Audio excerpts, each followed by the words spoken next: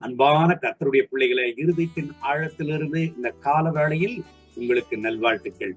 2 Samuel 7ஆம் அதிகாரம் 9வது வசனத்தை வாசித்து இந்த நாளுக்காக நாம் ஜெபிப்போம். நீ போன எவ்விடத்திலும் உன்னோடே இருந்து உன் சத்துருக்களை எல்லாம் உனக்கு முன்பாக நிர்மூலமாக்கி பூமியில் இருக்கிற பெரியோர்களின் நாமத்திற்கு ஒத்த பெரிய நாமத்தை உனக்கு உண்டாக்கினேன். தேவனுடைய பிள்ளைகளை, சங்கீதக்காரனாகிய தாவீதோடு கூட ஆண்டவர் பேசுகிறதான வார்த்தை இது. எல்லா பெரியவர்கள் மத்தியில சத்துருக்களுக்கு முன்பதாக உன் நாமத்தை நான் கனப்படுத்திருக்கிறேன், உன் நாமத்தை நான் பெருமைப்படுத்திருக்கிறேன் என்று கர்த்தர் சொல்லுகிறார். எதற்காக இந்த வசனத்தை ஆண்டவர் சொல்லுகிறார்? என் அன்பான தேவனுடைய பிள்ளைகளை, சங்கீதக்காரனாகிய தாவீதுடைய வாழ்க்கையில பல பாடுகள் வந்தது, பல போராட்டங்கள் வந்தது. சங்கீதக்காரனாகிய தாவீதுடைய வாழ்க்கையில பல போராட்டங்கள், பல உபத்திரவங்கள், பல பிரச்சனைகள் வந்தது. ஆனாலும் எல்லா சூழ்நிலைகளிலும் ஆண்டவர் சங்கீதக்காரனோடு இருந்து ஆண்டவர் தாவீதை காப்பாற்றி வந்தார். அது மாத்திரமல்ல, சத்துருக்கள் சங்கீதக்காரனுடைய பெயரையே இல்லாதபடிக்கு செய்யும்படியாக நினைத்த பட்சத்தில் ஆண்டவர் சங்கீதக்காரனாகிய தாவீது ராஜாவை காப்பாற்றினது மாத்திரமல்ல, சத்துருக்களுக்கு முன்பதாக சங்கீதக்காரனுடைய பெயரை கனப்படுத்துகிறார், உயர்த்துகிறார்.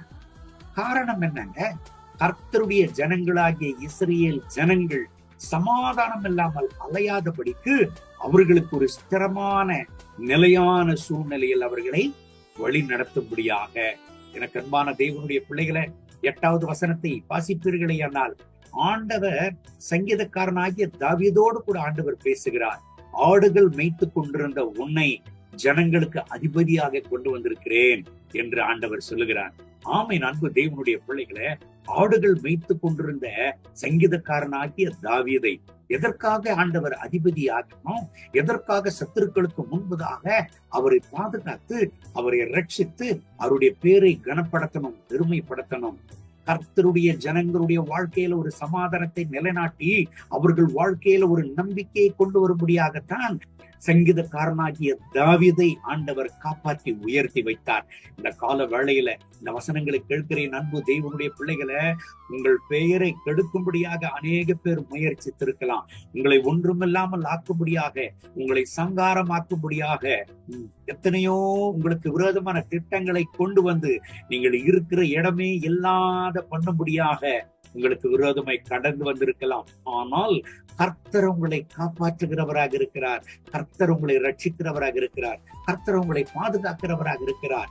இப்பொழுது ஒரு கேள்வி, எதற்காக ஆண்டவர் சத்துருக்களுக்கு முன்பதாக உங்களை காப்பாற்றணும்? உங்கள் பேரை எத்தனை பேர் கெடுக்க பார்த்தாலும் உங்கள் பேரை கனம் பண்ண ஆண்டவர் எதற்காக தீர்மானிக்கணும்? என் அன்பு தேவனுடைய பிள்ளைகளை, அவருக்காக சாட்சியாக நீங்கள் நிற்கும்படியாகத்தான். மார்க் எழுதின சுவிசேஷம் 16ஆம் அதிகாரம் 15வது வசனத்தை வாசிப்பீர்களே ஆனால், ஆண்டவராகிய இயேசு கிறிஸ்து ஒரு கட்டளையை சீஷர்களுக்கு கொடுத்தார். உலகம் எங்கும் போய் சர்வ சிருஷ்டிக்கும் சுவிசேஷத்தை பிரசங்கியுங்கள் என்று சொல்லி இன்றைக்கும் அந்த கட்டளையை உனக்கும் எனக்கும் ஆண்டவர் கொடுத்திருக்கிறார். என் அன்பான தேவனுடைய பிள்ளைகளை, எத்தனையோ பேர் சமாதானம் இல்லாமல் அலைந்து கொண்டிருக்கிறாங்க, எத்தனை பேர் நம்பிக்கை இல்லாமல், எத்தனை பேர் தற்கொலை நோக்கி ஓடிக்கொண்டிருக்கிறாங்க, எத்தனை பேர் நரகத்தின் பாதையில ஆண்டவரை அறியாமல் அழிவின் பாதையை நோக்கி ஓடிக்கொண்டிருக்கிறார்களே, அவர்களுக்கு ஒரு நம்பிக்கையை கொண்டு வரும்படியாகத்தான், அவர்களுக்கு சுவிசேஷத்தை அறிவிக்கும்படியாகத்தான் இன்றைக்கு உன்னையும் என்னையும் கர்த்தர் காப்பாற்றி இருக்கிறார்.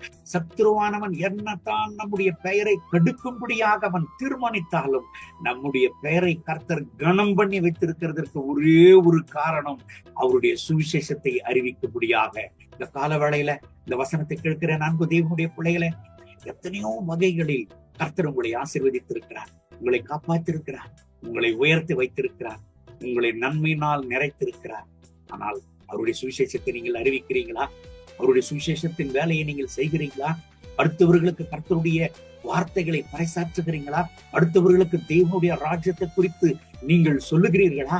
ஆண்டவர் சீக்கிரமாய் வரப்போகிறார், ஆண்டவர் சீக்கிரமாய் வரப்போகிறார். இன்றைக்கே ஒரு தீர்மானம் எடுங்கள், ஆண்டவருடைய சுவிசேஷத்தை அறிவியுங்கள். கர்த்தர் உங்களை ஆசீர்வதித்து உங்கள் பேரை பெருமைப்படுத்தி எல்லா ஜனங்களுக்கு முன்பதாக உங்களை சாட்சியாக நிறுத்துவராக. கண்களை மூடி ஜெபிப்போமா? அன்பின் ஆண்டவரே, இந்த கால வேளையில் என் அன்பு சகோதர சகோதரிக்காக நான் ஜெபிக்கிறேன். இந்த வசனத்தை கேட்டுக் கொண்டிருக்கிறேன் இந்த தெய்வனுடைய பிள்ளைகளை நீர் ஆசீர்வதியும், இவர்களை பலப்படுத்தும்.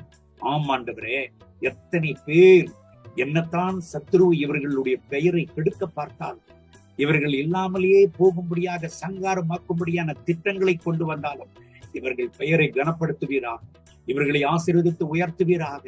காரணம், இவர்களை நீர் உடைய சுவிசேஷ பாதையில் உபயோகியும், இவர்களை உடைய நற்செய்தி அறிவிப்பின் பாதையில் உபயோகியும், இவர்கள் தேவைகளை சந்தியும். தாவீதை ஆடுகளை மேய்த்துக் கொண்டிருந்த சூழ்நிலையில் இருந்து அரசனாக நீர் மாற்றினீரே, ஜனங்களுக்கு அதிபதியாக மாற்றினீரே. இவர்களை ஆசீர்வதித்து உயர்த்தும், இவர்களை நன்மையினால திருப்தியாக்கி எல்லா ஜனங்களுக்கு முன்பதாக சாட்சியாக மென்மேல உயர்த்தும். அப்படி செய்கிறதற்காக ஸ்தோத்திரம். மகிமை கனம் துதி உமக்கு, இயேசுவின் நாமத்தில் பிதாவே. ஆமென், ஆமென்.